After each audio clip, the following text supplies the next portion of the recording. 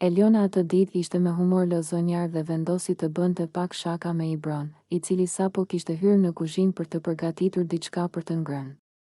Ajo u afrua me një buzëqeshje gjysmë serioze, gjysmë provokuese dhe I tha: "Ibro, më ka ngelur hatri me ty, e di?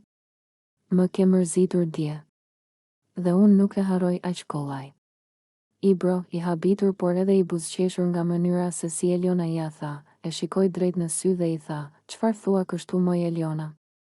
Ti je ajo që më provokon mua gjithë kohës, e pastaj thua s'të kam kushtuar vëmendje."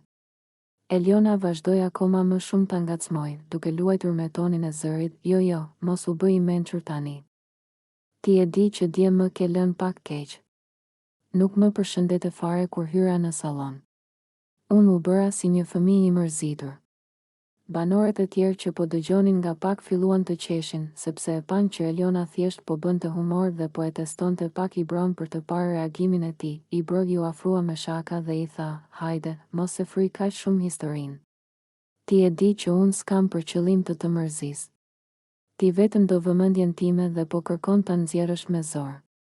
Eliona ngriti vetullën dhe e pa me një buzëqeshje të vogël triumfuese: "Po, ndoshta dua pak vëmendje. Po ty të pëlqen kur unë të ngacmoj, apo jo?" Ibro u shtang për një sekondë.